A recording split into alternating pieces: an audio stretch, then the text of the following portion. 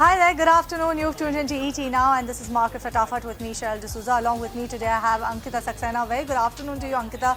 Thank you so much for joining us on the show along with me. But let's talk about the way how the markets are faring at this point in time. And as you can see, after that a tad bit of dip that we saw around the noon, the markets have tried to recover and actually pick up the steam. So you have 8-10% uptick coming for Nifty back above that 22,000 mark when you talk about the Nifty levels. Take a look at what the broader markets are doing because they are the star performers in trade today. The small cap index was seeing uptick of as much as 2%. You have a mid cap index holding on to strong gains about 1.9%. So broader markets are on the firm footing in today's trading session when you compare them to the benchmark indices. Let's take a look at what exactly Nifty Bank is doing because that sort of a sector saw a tad bit of outperformance when you compare it to the benchmark indices. So your Nifty Bank that's outperforming the benchmarks and holding on to gains of about 9-10% or so. All the sectoral indices were in the positive territory. The only sector that was gaining the least was FMCG index. So let's pull up the chart for FMCG index and let's see what FMCG index is doing at this point in time. Has it been able to build on to gains? No, they're about itself. 0.5% uptick for FMCG gains. But if you look at the sectoral indices, Ankita, you have PSU sectors that is back to the winning ways. You have metal index that's seeing good strength. So yes, if you look at the markets as a whole, great day coming in.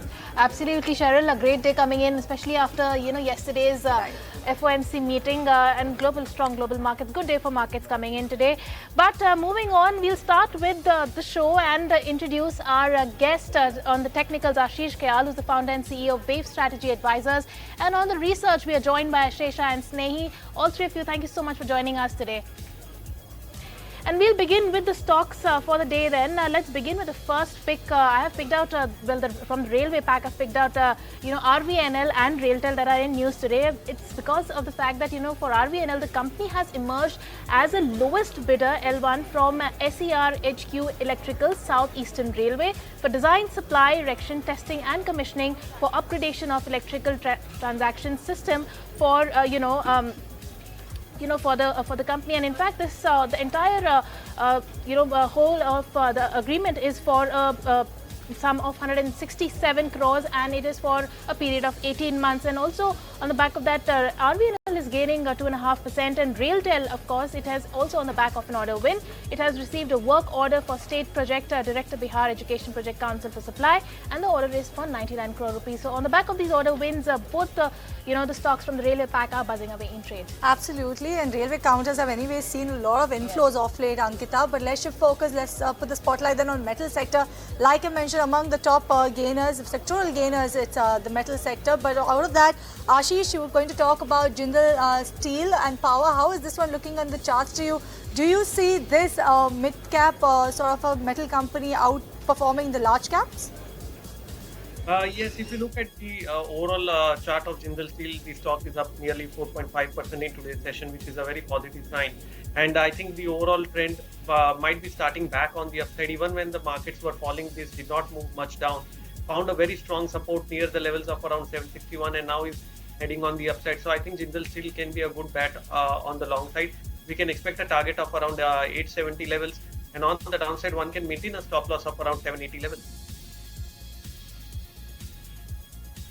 So that's the take coming in on Jindal Steel and Power from Ashish. Let's shift focus. Let's talk about PB Fintech. It's been a while actually, Ankita, that we've spoken about PB Fintech. Today, we're going to talk about PB Fintech because it's come into news, and PB Fintech actually is getting into the payment aggregator business. So PB Fintech on back of that has seen a sharp uptick in today's trading session. 2.3% uptick coming in for PB Fintech. At one point in time, it's trading higher by about 3% or so. The company has approved actually incorporation of a wholly owned subsidiary on carry-on payment of carry-on business of payment aggregators, domestic or cross-border or both.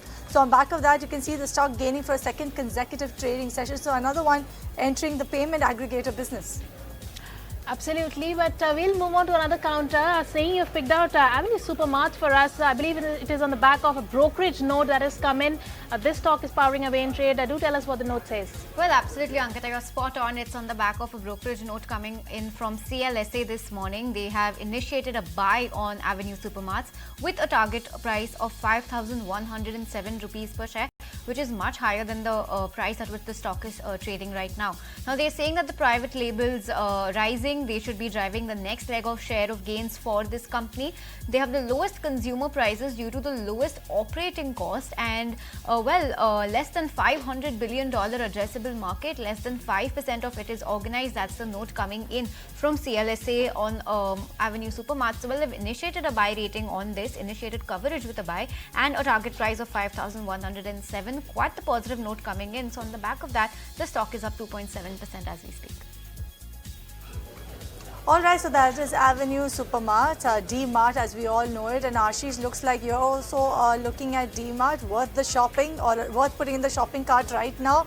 If you look at the last 3 months, meager gains coming up about 3.8% or so.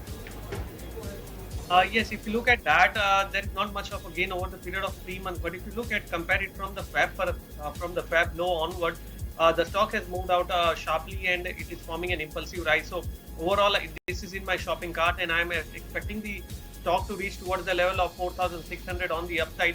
And also we can see a rounding bottom kind of a pattern, and it is looking bullish to me. The volumes are picking up today. The volumes have been huge, and we can clearly see a strong breakout in the stock. So 4,600 will be the target. On the downside, one can maintain a stop loss of at 4,000 levels.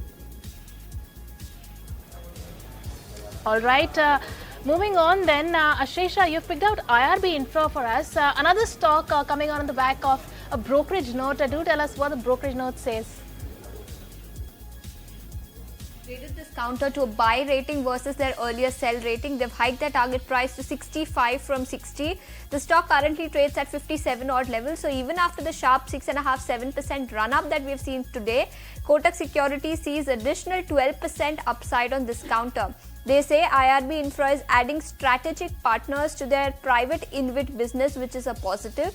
The amended model concession agreement paves the way for BOT ordering or build, operate and transfer modeling, where they say that road sector awarding has now shifted to TOT and BOT projects, with NHAI's focus on managing their debt profile going forward.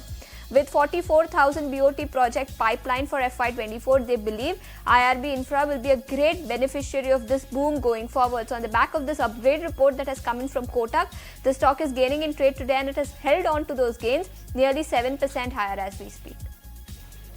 All right, so that is IRB Infra for you. Ashish, let's talk about Eicher Motors, and this one had a good run yesterday. You had that upgrade note coming in from UBS that kind of supported the up move that we saw in the stock today. But yes, it's not been performing well of late. There was a fall, then there was a consolidation. Last 3 months, 2% downtick. What's your take going ahead? You think brighter futures are in store for Eicher Motors now? 5,000 target the UBS set is achievable.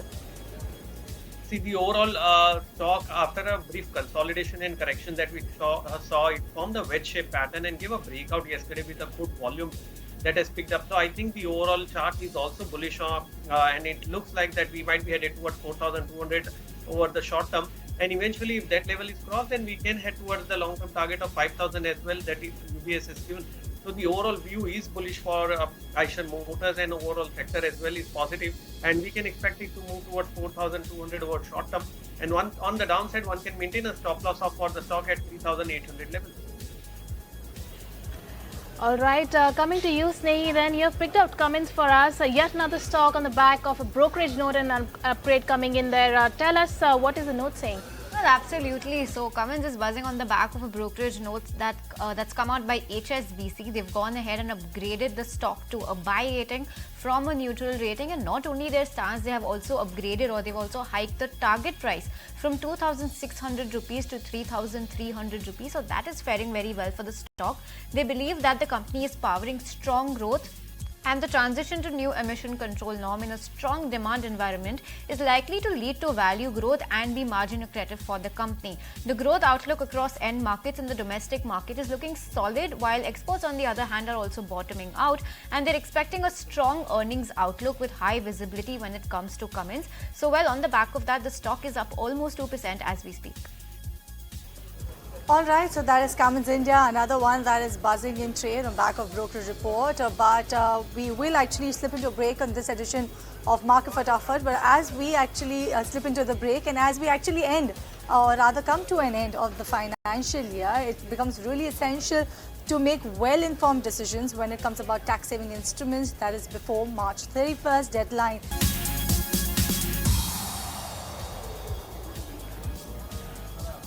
Welcome back. You're tuned into Market Fatafat, and we continue with the stocks that are buzzing away in trade. Coming to you, Ashish, then you've picked out BSE for us. Well, BSE clearly is in news today. In fact, the stock is really up and away today in trade. I think trading with the gains of, do tell us what your charts are penciling in. See, the overall trend for the stock is definitely positive, is what we can see on over here, and we can see it is up by from around 2000. Close around that level to 2200 in today's session. So the overall trend is positive. We can see a very good reversal after forming a double bottom kind of a pattern. And from here, we can expect a target of 2400 on BSE, as long as on the downside 2080 is intact. So create any long positions if you get a dip here for 2400 as the target. Right, so that is the target coming in for BSE on the technical front. But let's hear out what actually Investec has to say on BSE. And rightly said, Ankita, it is actually seeing a sharp up movement on an intraday basis based on the report that is coming in from Investec. I'll request my producer to show you the intraday chart of BSE. The stocks are an uptick of as much as 8% or so. It's seen the best move coming in since February 1st. The stock was at multi-month high as well in today's trading session, and the reason being is that Investec has upgraded the stock to buy rating from a hold rating on the bets of market share gains and strong derivative volumes as well. They're expecting improved margin profile for the company in Q4, and they're citing potential to achieve about a 45 to 50% EPS CAGR over FY24 and 26. Also, they're expecting strong cash flow to come in for BSE. Therefore, they have actually kept a target price of around 2,800 rupees per share. So not only Ashish, you also have Investec giving a thumbs up to BSE, and the stock is actually performing well, 8% uptick. Absolutely, this stock is firing away in trade. But coming to you again, Ashish, you picked out Cochin Shipyard for us. Well, this stock has given some good gains to the investors over the last 6 months. Tell us what is the upside that you're penciling in for this one? See, Cochin Shipyard showed some kind of a correction about a week back, but then it sharply recovered from the lows of around 710 and is now putting around 900 odd levels. So the overall tone for Cochin Shipyard is positive. I think any dips over here can be used as a buying opportunity.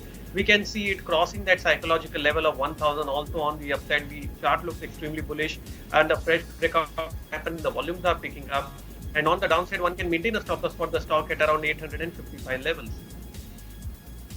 All right, buy on dips is the word coming in for Cochin Shipyard. But moving on to another stock that is buzzing away in trade is Sapphire Foods. Well, Sapphire Foods, it is in news because the National Company Law Tribunal, or the NCLT, has approved the merger of Gamma Pizza Cart and the Gamma Pizza Cart overseas with the company. Now, the scheme of merger will be effective, after filing the order of NCLT with the Ministry of Corporate Affairs. And, remember the shares of Sapphire Foods had rallied 6% yesterday to hit a record high intraday, just on expectations of a healthy outlook for its KFC business. And in the past 4 trading days also, the stock has surged over 18%. So it's Sapphire Foods for you guys, trading with a gains of 2% as of today. Exactly, Ankita. How can your lunchtime show not be complete with one Absolutely, of these with all the food stocks. Exactly, one of them has to feature. But Ashish, let's come to you. Let's talk about Polycab, totally diverse sector altogether. This did not have a good start to the year 2024, right? We saw news-based information impacting the stock. You can see that reflection in the chart as well for the last 3 months. But from there on, the stock is trying to actually regain its mojo, I would say. What's your take coming in on the technical front for Polycab now? Yes, absolutely. See, the stock crashed actually in January and made a low of around 3,800. From there is a very smart recovery. And now it has also filled up the gap. There was a big gap in the month of Jan, and it is now filling up that gap, which is a positive sign. I think the stock can be headed back to the levels of the previous swing, which is around 5,250 on the upside. That's the target that I'm maintaining on Polycab. And on the downside, one can look at a stop loss to be placed at around 4,700 levels.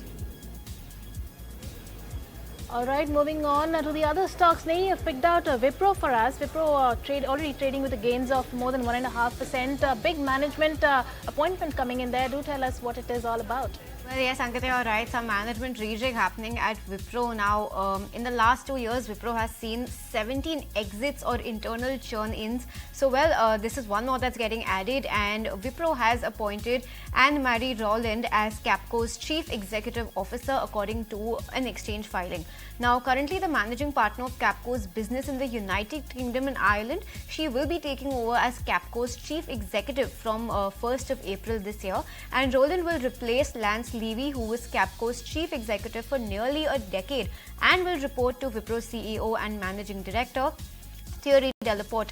She will also become part of the Wipro Executive Committee, and Levy, on the other hand, will take over as Capco's strategic advisor, according to this press release. So, while lots of internal rejig happening, and on the back of this, the stock is up 1.5%, more than 1.5% as we speak. All right, so that's Wipro moving on back of some management rejig there. But Ashisha, coming to you, let's talk about new age tech. Why is this one in focus? Well, yes, Bernstein has come out with an interesting report on new age tech companies. The report includes 3 stocks: InfoEdge, we have Nykaa and Zomato. All these 3 counters gaining on the back of this report. So for Nykaa, they are maintaining their market perform stance on the stock. They've cut their target price to 165 from 179. For InfoEdge, they are maintaining their outperform stance on the stock. They've hiked their target price to 6,000, and for Zomato, they've hiked their target price to 200 from their earlier target price of 180. They believe it is still day one in India internet sector. They say market opportunity continues to remain very large and very attractive for all these 3 businesses. Penetration continues to remain low in India, creating large headroom for growth for all these 3 counters. Growth rates will continue to remain strong, led by new segments like quick commerce, and Zomato continues to perform well, while strong results and medium-term growth reinforces their conviction on all these 3 counters. On the back of this report that has come in from Bernstein, we have InfoEdge, Nykaa and Zomato gaining anywhere between 1.5% to 4% in today's trading session. All right, with that, it's time for a quick breather. You don't go anywhere. We'll be right back with all the stocks that are buzzing away in trade.